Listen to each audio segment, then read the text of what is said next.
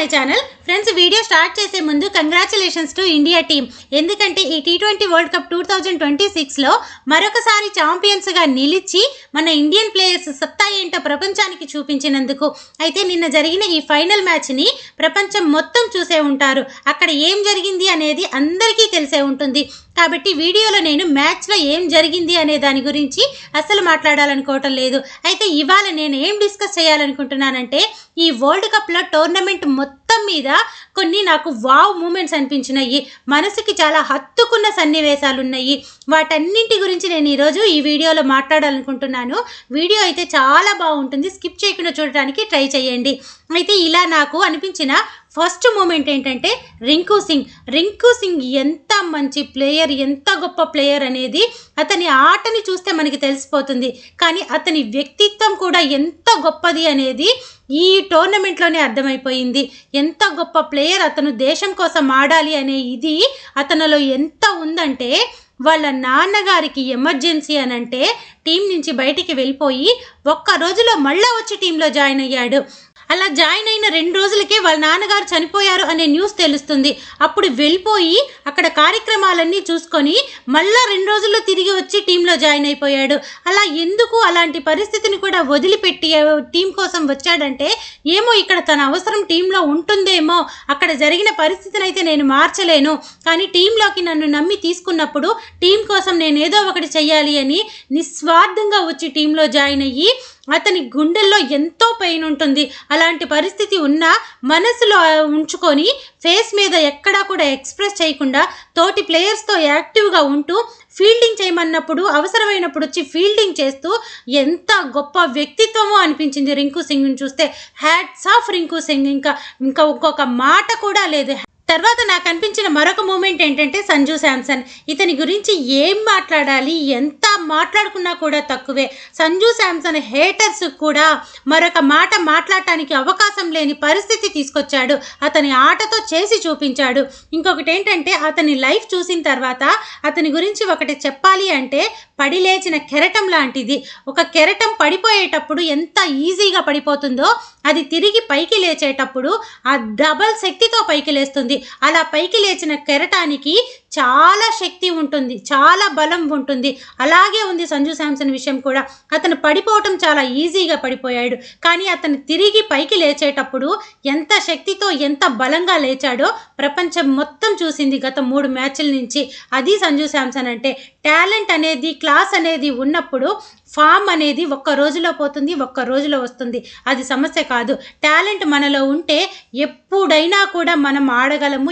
ఇంకొక విషయం ఏంటంటే ఏ న్యూజిలాండ్ టీంతో అయితే అతను ఆడటానికి ఇబ్బంది పడి అతని స్థానాన్నే ప్రశ్నార్థకంగా మార్చుకొని వరల్డ్ కప్ నుంచి బయటికి పంపించేసేంత పరిస్థితి తీసుకొచ్చుకున్నాడో ఫైనల్లో అదే న్యూజిలాండ్ టీంని ఒక ఆట ఆడుకొని వాళ్ళు వేసిన బౌలర్స్ అందరికీ కూడా చుక్కలు చూపించి అతను ప్రూవ్ చేసుకునేంత గొప్ప ప్లేయర్. ఇలాంటి లైఫ్లో ఇలాంటి మూమెంట్ అనేది చాలా గొప్పగా ఉంటుంది. అతని లైఫ్లో కూడా ఎప్పటికీ గుర్తుండిపోయే మూమెంట్. వరల్డ్ కప్లో అతనే ఉండి ఒక నాకౌట్ మ్యాచ్ గెలిపించాడు, సెమీఫైనల్ మ్యాచ్ గెలిపించాడు, ఫైనల్లో మ్యాచ్ గెలవటంలో ప్రధాన పాత్ర వహించాడు. సునాయాసంగా ఇండియా టీంని తీసుకెళ్ళిపోయి డైరెక్ట్గా కప్పుకి దగ్గరగా నిలబెట్టేశాడు. ఇంకొక విషయం ఏంటంటే back to back 2 man of the match అవార్డులు, ఇంకా ఫైనల్లో ఏకంగా టోర్నమెంట్కే player of the match award కూడా దక్కించుకున్నాడు. ఎంతగా అంటే పూర్తి టోర్నమెంట్లో అన్ని మ్యాచెస్లు కూడా అతను ఆడలేదు. కేవలం అతనికి 5 మ్యాచెస్లో మాత్రమే అవకాశం ఇచ్చారు.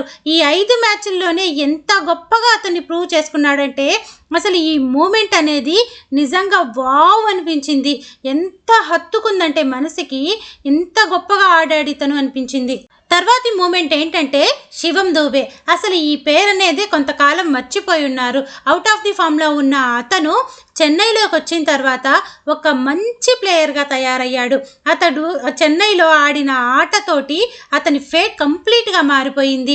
ఇప్పుడు అతని పరిస్థితి ఏంటంటే నేషనల్ టీంలో అతని స్థానాన్ని ఎవ్వరూ చెరపలేని స్థితికి తీసుకొచ్చుకున్నాడు. ఎక్కడ 6లు అవసరమైనా ఒక 6 కొట్టాలి అని అతన్ని ఏ ప్లేస్లో పంపించినా 3-4 6లు కొట్టి స్కోర్ని అమాంతం పెంచేసే శక్తి అతనికి ఉంది. సిక్సర్ల దూబే అనే పేరు కూడా ఉంది. ఎంత మంచిగా ఆడతాడంటే కూల్గా కామ్గా వచ్చి ఎక్కువ డాట్ బాల్ కూడా వేయడు, ఫస్ట్ బాల్ నుంచే హిట్టింగ్ స్టార్ట్ చేస్తాడు. ఇంత మంచి ప్లేయరు ఇతన్ని మిడిల్ ఆర్డర్లో పంపిస్తే గొప్పగా ఆడతాడు, ఫినిషర్లో పంపించినా అంతే గొప్పగా ఆడతాడు. ఇలాంటి ప్లేయర్ అనేది రేరు, యునిక్ టాలెంట్తో ఉంటాడు.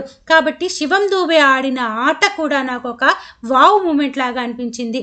నెక్స్ట్ అనిపించిన మూమెంట్ ఏంటంటే బాపు. అక్షర్ పటేల్ని మనందరం కూడా అభిమానంగా పిలుచుకునే పేరు బాపు. అసలు బాపు చేసిన పర్ఫార్మెన్స్ సెమీఫైనల్స్లో కానీ ఫైనల్స్లో కానీ అయితే హ్యాట్స్ ఆఫ్ బాపు. అసలు ఎంత గొప్ప క్యాచెస్ పట్టాడు సెమీఫైనల్స్లో అయితే, కష్టమైన క్యాచెస్, అవి కూడా ఈజీగా కూడా కాదు, వెనక్కి వెనక్కి వెళ్తూ పట్టిన క్యాచ్ అయినా లేకపోతే బౌండరీ మీద బ్యాలెన్స్ తప్పిపోతున్నప్పుడు శివం దూబేకి పంపించిన క్యాచ్ అయినా ఎంత మంచి క్యాచెస్ పట్టాడు. ఎంత నిస్వార్థంగా ఆడాలని చెప్పి అతను కష్టపడ్డాడంటే, నాకు ఇక్కడ కాంట్రవర్సీ అయినా కూడా నేను ఒక మాట చెప్పాలనుకుంటున్నాను. నిన్న మ్యాన్ ఆఫ్ ది మ్యాచ్ వచ్చేసి బుమ్రాకి ఇచ్చారు. నా వరకు నా పర్సనల్ ఒపీనియన్ అయితే మ్యాన్ ఆఫ్ ది మ్యాచ్ అనేది బాపుకి ఇస్తే చాలా బెటర్ అని నాకు అనిపించింది. ఎందుకంటే Bumrah no doubt extraordinary player, extraordinary talent అతనిది. బుమ్రా అనే పర్సను అతను ఎక్కువ రన్స్ కొట్టిస్తాడని కానీ వికెట్స్ తీయకుండా చేస్తాడని కానీ ఎవ్వరూ అనుకోరు. అతని టాలెంట్ అనేది అదొక స్టైలు, దాన్ని ఎవ్వరూ మార్చలేరు. కానీ ఇక్కడ వాళ్ళకి బాపు అనే పర్సన్ కొత్తగా వచ్చి ఒక పీక్స్ టైంలో, క్రూషియల్ టైంలో వికెట్స్ తీసి మంచి క్యాచెస్ పట్టి ఎంతో కొంత టీం గెలవటంలో చేసిన అతనికి మ్యాన్ ఆఫ్ ది మ్యాచ్ ఇస్తే అతనికి ఎంకరేజ్మెంట్గా ఉండేది. చాలా బాగుంది అనిపించింది. సెమీఫైనల్స్ ఫైనల్స్ని దృష్టిలో పెట్టుకొని బుమ్రాకి మ్యాన్ ఆఫ్ ది మ్యాచ్ ఇచ్చారు అని అంటే మాత్రం ఆ దృష్టిలో అయితే నాకు ఒక మెట్టు బాపునే కొంచెం ఉన్నాడనిపించింది. బాపుకి మ్యాన్ ఆఫ్ ది మ్యాచ్ కానీ ఇచ్చినట్టయితే అతనికి ఎంకరేజ్మెంట్గా ఉండేది అనిపించింది. బుమ్రాకి ఇవ్వటం పెద్ద ఇబ్బంది ఏం కాదు, ఇంకొకటి కాదు, బుమ్రా టాలెంట్ ప్రపంచానికి తెలుసు. అతని ఖచ్చితంగా ఏదో ఒక టైంలో టీంలో బుమ్రా ఉన్నాడు అనే ధైర్యం ఉంటుంది. కానీ బాపు అనే పర్సను అతన్ని ఎవరు కూడా ఎక్స్పెక్ట్ చేసుండరు. అలాంటి పర్సన్ వచ్చి అంత కష్టపడి అలా చేసినప్పుడు అతన్ని గుర్తించుంటే బాగుండేదేమో అని నాకు అనిపించింది. ఇది కంప్లీట్గా నా పర్సనల్ ఒపీనియన్. తర్వాత నాకు అనిపించిన మరొక మూమెంట్ ఏంటంటే ఇషాన్ కిషన్, తిలక్ వర్మ, వీళ్ళిద్దరి గురించి కూడా కంప్లీట్గా మాట్లాడేస్తాను. ఇషాన్ కిషన్ పేరు కూడా మర్చిపోయాము. అలాంటి మనిషి జార్ఖండ్లో కప్పు కొట్టించి తనని తాను ప్రూవ్ చేసుకొని న్యూజిలాండ్ సిరీస్లో సంజు శాంసన్ స్ట్రగుల్ అవటం వల్ల అతని ప్లేస్లోకి ఇతను వచ్చేసి కీపింగ్ కూడా అతనే చేస్తూ అంత గొప్పగా ఆడటం స్టార్ట్ చేశాడు. తర్వాత సంజు శాంసన్ టీంలోకి వచ్చిన తర్వాత ఓపెనర్స్గా ఆడుతున్న అభిషేక్ శర్మ అవుట్ అయిపోతే సంజు శాంసన్కి ఇషాన్ కిషన్కి మధ్య ఉండే అండర్స్టాండింగ్ అనేది చూడటానికి ఎంత ముచ్చటగా అనిపిస్తుందంటే వాళ్ళిద్దరూ అంత మంచిగా ఆడుకుంటారు. ఒకళ్ళు 6 కొడితే మరొకళ్ళు సింగిల్ తీస్తారు. ఇద్దరు ఒకరికొకరు స్ట్రైక్ రొటేట్ చేసుకుంటూ చాలా గొప్పగా ఆడుతుంటారు. అలాగే సంజు శాంసన్ అవుట్ అయిపోయిన వెంటనే ఇషాన్ కిషన్ కూడా అవుట్ అయిపోతాడు. అంటే సంజు ఉన్నప్పుడు అదొక ధైర్యం, ఒకళ్ళకొకళ్ళు వాళ్ళ అండర్స్టాండింగ్ అంత బాగుండేది. ఇషాన్ కిషన్ కూడా అసలు అద్భుతమైన ఆట, తనని తాను ఎంతగా ప్రూవ్ చేసుకున్నాడు.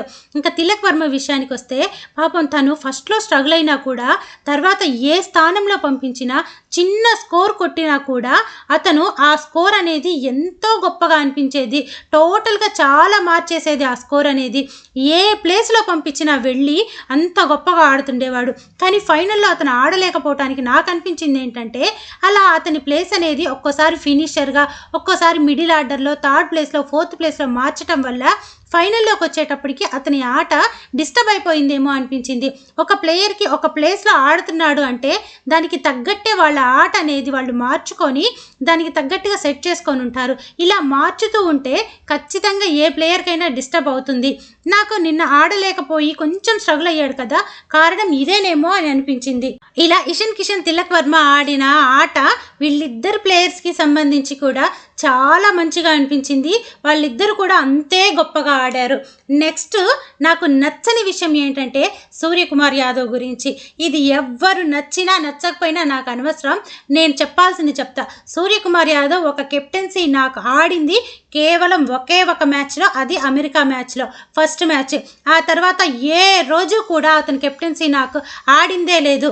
ఈవెన్ నిన్న మ్యాచ్లో కూడా ఫస్ట్ బాల్ చాలా రెక్లెస్గా ఆడుతూ డక్అవుట్ అయిపోయాడు. ఇదైతే నాకు అసలు నచ్చలేదు. అయితే ట్రోఫీ గెలిచి అన్ని మ్యాచెస్ గెలుస్తున్నాం కాబట్టి వాటన్నింటి గురించి ఎవ్వరూ మాట్లాడరు, ఏమీ మాట్లాడుకోరు. ఇంకా ఇలా నాకు ఈ కొన్ని మూమెంట్స్ అయితే వావ్ మూమెంట్స్ అనిపించినాయి. ఇకపోతే నాకు ఫైనల్గా చాలా ముఖ్యంగా గొప్పగా అనిపించింది ఏంటంటే, ఫస్టే రోహిత్ శర్మ ఇంకా ఎంఎస్ ధోని ఆ ట్రోఫీని తీసుకొస్తున్నారు కదా, ఆ మూమెంట్ అనేది చూస్తే ఎంత అనిపించిందంటే, లెజెండ్స్ వాళ్ళిద్దరూ కప్పు కొట్టించిన లెజెండ్స్, కప్పు కొట్టించడం అనేదే కాదు, టీంలో వాళ్ళ ప్రెజెన్స్ అనేది ఎంతో హ్యాపీగా ఉంటుంది. వాళ్ళు ఉంటే టీంలో అదొక హ్యాపీనెస్. కానీ నిన్న వాళ్ళు అలా తీసుకొస్తుంటే అద్భుతంగా అనిపించింది ఆ మూమెంట్ అనేది. ఇకపోతే నిన్న మన ఇండియా టీం గెలిచినందుకు ఎంతో హ్యాపీగా ఉంది. కానీ మ్యాచెస్ అన్నీ అయిపోయిన తర్వాత ఫైనల్లో అనిపించిన ఒక చిన్న కొరవ, అఫ్కోర్స్ అది ఇంకా ఏమైనా కావచ్చు, కానీ ఒక విరాట్ కోహ్లీ, రోహిత్ శర్మ, జడేజా ఇలాంటి ఒక స్టార్ ప్లేయర్స్ ఎవ్వరూ దాంట్లో లేరు. వాళ్ళుంటే అదొక హ్యాపీనెస్. వాళ్ళెవరూ లేరు అనేది అదొక ఇదిగా అనిపించింది. కోర్స్ వాళ్ళు టీంలో లేకపోయినా కూడా మన ఇండియా ప్లేయర్స్ని ఎప్పుడూ సపోర్ట్ చేస్తూనే ఉంటారు. ఏ టైంలో అవసరమైతే ఆ టైంలో వాళ్ళ సపోర్ట్ ఇస్తూనే ఉంటారు. ఇంకా రోహిత్ శర్మ అయితే ఫస్ట్ నుంచి కూడా అక్కడ ముంబైలో జరుగుతున్న మ్యాచ్కి అతను వచ్చేసి అందరినీ కలిసి మాట్లాడుతూ అందరినీ సపోర్ట్ చేస్తూ అలా మంచిగా ఉండింది. ఇంకా ధోని కూడా నిన్న వచ్చాడు, సెమీఫైనల్స్ రోజు కూడా వచ్చాడు. అలా వాళ్ళని ఆడకపోయినా కూడా చూస్తే అదొక ఆనందం. అయితే ఈ ప్లేయర్స్ అందరినీ కూడా మనం ఒక 3 నెలల పాటు కంటిన్యూస్గా చూసే ఒక అవకాశం అంటే అది ఐపీఎల్లోనే వస్తుంది. ఆ ఐపీఎల్ అంటేనే క్రికెట్ పండుగ అని అంటుంటాం కదా, ఆ ఐపీఎల్ కూడా మార్చి 28 నుంచి స్టార్ట్ అవబోతుంది.